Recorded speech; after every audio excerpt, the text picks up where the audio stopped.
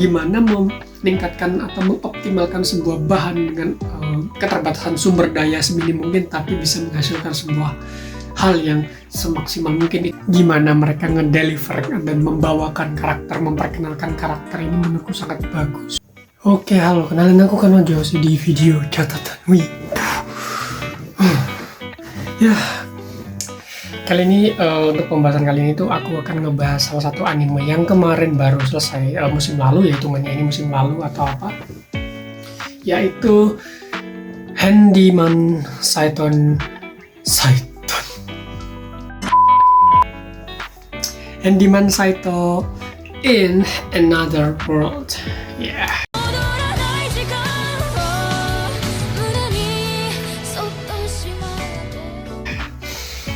Oke, ini salah satu anime absurd yang bisa dibilang pembawaannya itu cukup baik ya, alur maju mundur, komedi yang keren, dan aku tetap bisa bilang ini ceritanya mecah-mecah ya, pokoknya absurd. Kita mulai dulu dari gambaran kasarnya. Oke, sebenarnya aku nggak dapet gambaran kasar apapun, cuman aku bisa ngerti ya dari judul aja, mungkin kalian semua udah tahu Handyman Saito ya, seorang pemuda. Handyman itu kalau menurut kamus atau translate yang ada di Google itu tukang atau pekerja tukang seperti itulah ya. Ngapain ke isekai? Tapi mari kita bahas ya mari kita bahas dan review anime Handyman Saito ini nanti. Kita masuk dulu ke sinopsis singkat. Bercerita seorang pemuda bernama Saito yang bekerja sebagai tukang yang memiliki banyak skill ya. Dia tuh sebenarnya skillnya banyak, tetapi pada kenyataannya tuh dia tidak dihargai oleh orang-orang di sekitarnya maupun atasannya sendiri. Dia digaji di bawah rata-rata atau underpaid penyebutan yang disebutnya, dan ketika dia mencoba untuk protes ke atasannya, dia malah mendapatkan sedikit cemoohan dan nyinyiran, lalu dia dipecat karena dirasa penggantinya Saito itu banyak. Akhirnya Saito keluar, dan di tengah perjalanan dia pulang, dia hampir aja ketabrak truk kun dan berjumpa isekai karena trakun, tapi ternyata di situ dia tidak meninggal. Lalu dia tuh secara tidak sengaja atau entah karena keberuntungan dia disamon atau dipanggil ke dunia lain. Dan di sana itu dia bertemu dengan seorang warrior perempuan, peri yang serakah, dan juga penyihir pelupa. Nah, ini dia cerita dari Handyman Saito ini, dimulai pertualangan 4 orang ini yang absurd menurutku ini, tapi bagus. Kita mulai dulu dari autor. Autornya bernama Kazutomo Ichitomo. Tidak ada informasi mengenai beliau, tetapi untuk Twitter ya, tetap aku akan nampilin Twitternya di sini. About and production. Handyman Saito in Another World ini ditulis dan diilustrasikan oleh Kazutomo Ichitomo. Series ini direalisasikan online lewat Kadokawa Shoten. Ingat ya, ini kalau udah masuk Kadokawa Shoten udah lulus sensor gas anime pasti. Dan komik ini untuk sekarang ya berjumlah 9 volume. Animenya itu diumumkan pada 19 Januari 2022 dan diproduksi oleh studio C2C atau Shitsutsi gitu, gimana nyebutnya ya.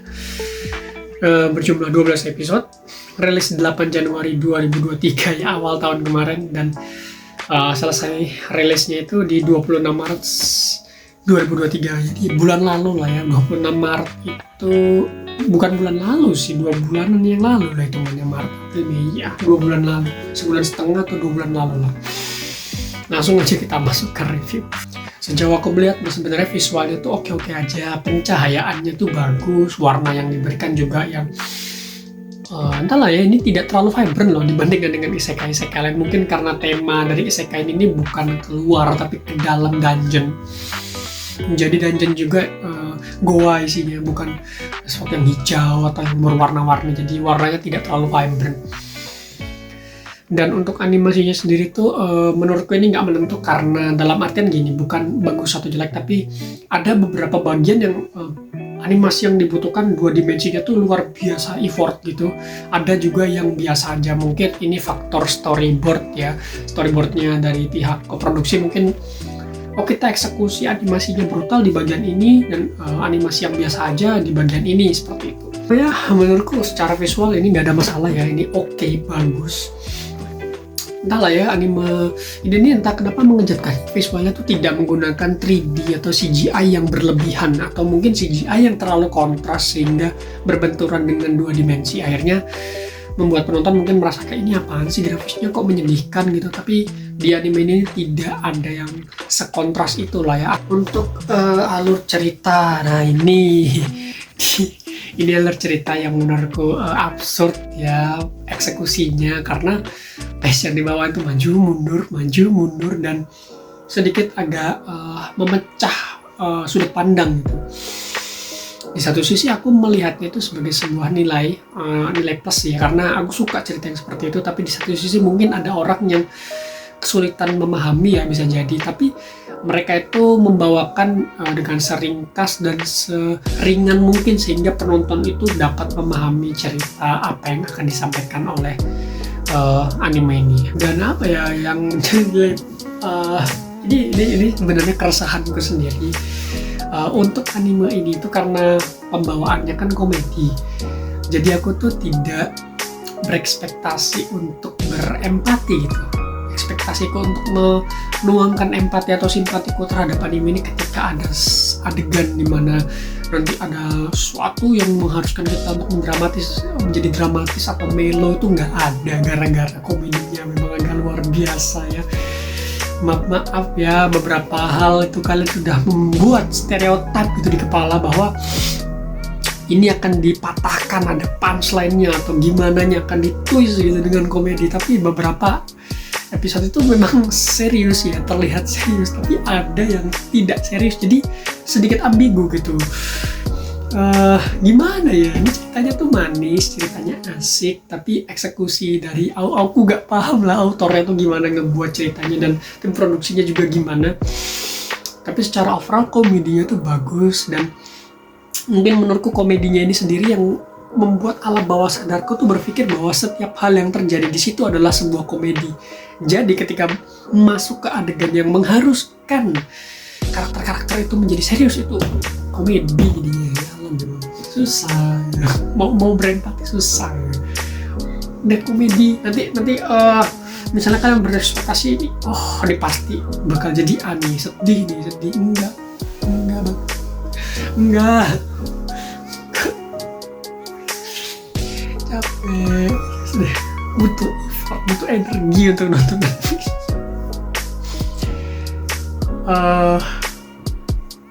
Ini setengah medakan.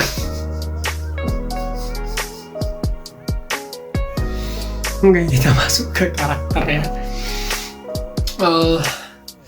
Untuk karakter protagonisnya ya, kita bahas dulu dari Saito ya. Saito sendiri itu karakter protagonis isekai yang menurutku cukup berbeda dari isekai sebelumnya yang terkenal. Dia bukan karakter yang overpowered secara kekuatan, secara supranatural. Dia hanya memiliki kemampuan sebagai manusia biasa yang kebetulan memiliki skill-skill yang berguna di dunia yang dia tempatin sekarang. Dan akhirnya itu menjadikan sebuah nilai plus itu menjadikan nilai plus dia di lingkungan itu, karena membantu banyak orang yang dalam tanda kutip mungkin sedikit lah kemampuan seperti itu atau bahkan langka gitu, dan dia memiliki kemampuan yang langka di dunia itu. Dan akhirnya itu membuat orang-orang tuh sedikit tertarik sama dia. Dan itu yang aku suka dari anime ini, eksekusinya tuh bagus. Eksekusinya tuh gimana author tuh meningkatkan appealingnya dia atau value-nya dia tuh setinggi mungkin dengan keterbatasan source atau bahan gitu. Gimana meningkatkan atau mengoptimalkan sebuah bahan dengan keterbatasan sumber daya seminim mungkin, tapi bisa menghasilkan sebuah hal yang semaksimal mungkin. Itu aku melihat karakter Saito tuh seperti itu. Dan untuk kayak warrior perempuannya itu siapa namanya, Releza itu juga bagus. Tipe-tipe heroin yang ya tipe-tipe heroin yang bisa kalian temukan di mana aja, isekai heroin yang seperti itu. Dan untuk Morlock sendiri ya, Morlock atau Chrome atau Gigi atau kakek penyihir terlupa, ini dia adalah salah satu main of culture anime ini, salah satu poros komedi di anime ini. Luar biasa ini kakek, luar biasa, perlu dipatuhin kakek Morlock. Pokoknya dia adalah meme-nya anime band biasa itu.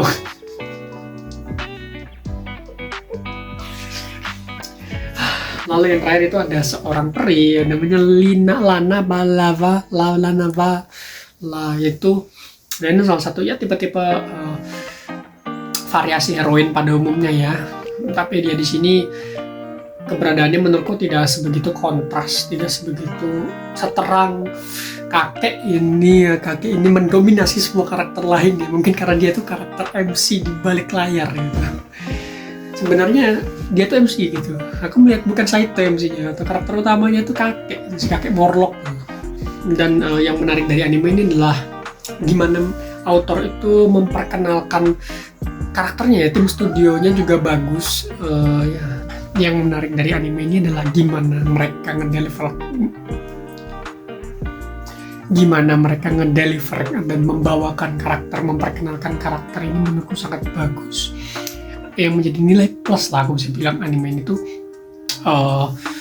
eksekusi untuk karakternya bagus, memperkenalkan karakternya bagus, memberikan panggung dan kesempatan untuk karakter antagonisnya dapat panggung, dan aku suka yang seperti ini.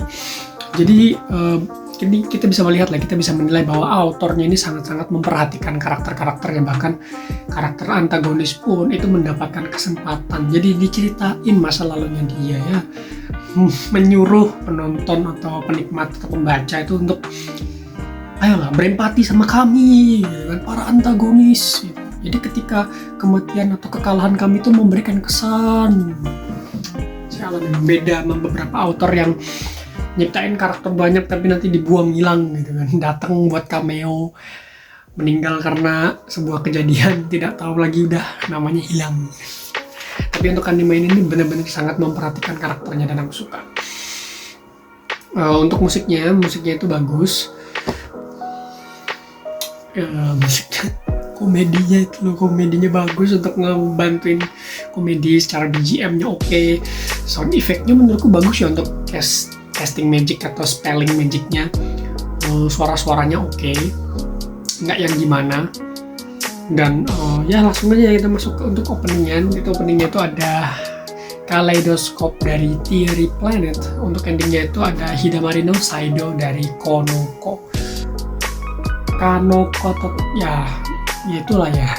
Oke, jadi kesimpulannya anime yang menurutku tadi absurd secara pembawaan cerita, aneh, tapi memiliki sedikit kelebihan, yaitu di bagian, bukan sedikit sih, memiliki banyak kelebihan, yaitu dari segi karakter dan pembawaan karakternya. Eksekusi karakternya menurutku cukup bagus, memperkenalkan banyak karakter itu bagus. Komedi dan ceritanya sendiri sih menurutku bagus ya, cuman ya itu tadi aku kurang bisa mengapresiat bagian-bagian drama yang ada di anime ini karena sudah ke stereotip komedinya, punchline-nya, jadi mempersiapkan diri supaya tidak kaget gitu untuk apa. Jadi ya pokoknya aku tuh lebih bersiap kepada komedi yang akan ditawarkan anime ini daripada drama ya, jadi aja gitu. Ya pada akhirnya aku nggak bisa bilang bahwa aku bisa menikmati dramanya sepenuhnya itu, atau betapa manisnya anime ini secara sepenuhnya itu nggak bisa, tapi untuk komedinya itu tadi ini luar biasa, ini memang juara. Satu medaka itu sama dengan 30 cm. Dari mana tahu itu? Teringat dulu sebuah raja pertama kerajaan Medaka. Raja Medaka memiliki as sepanjang 30 cm dan berhasil menciptakan negara dengan menciptakan 300-an. Absurd banget aja. Absurd banget 300 cm. Dia aku ada dia.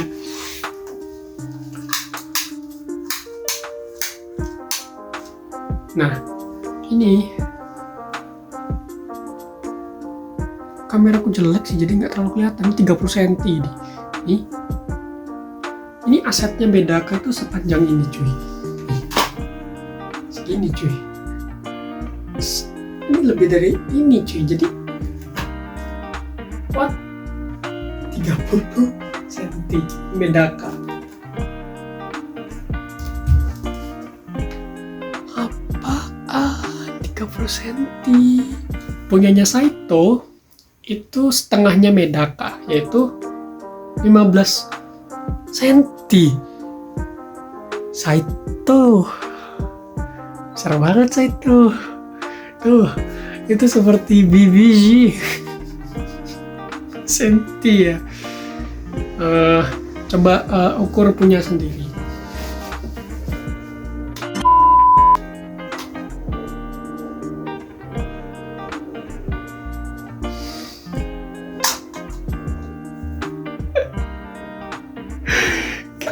Kagak 15 cm itu udah luar biasa cuy. Luar biasa ya, 15 cm punyanya Saito tuh 15 cm.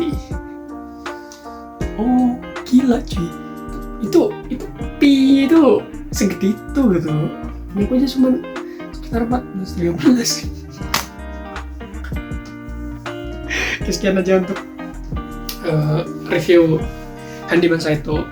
Terima kasih yang udah nyimak sampai selesai, dan semoga kalian diberkahi aset sepanjang satu Medaka atau Madaka. Semoga kalian. Anjing, 30 cm. Apa sih, absurd banget. Absurd, terlalu absurd. Satu Medaka 30 cm itu kakek itu punya satu Medaka itu ya, pedang Excaliburnya. Jadi setiap menarik pedang tuh menebas. Astaga.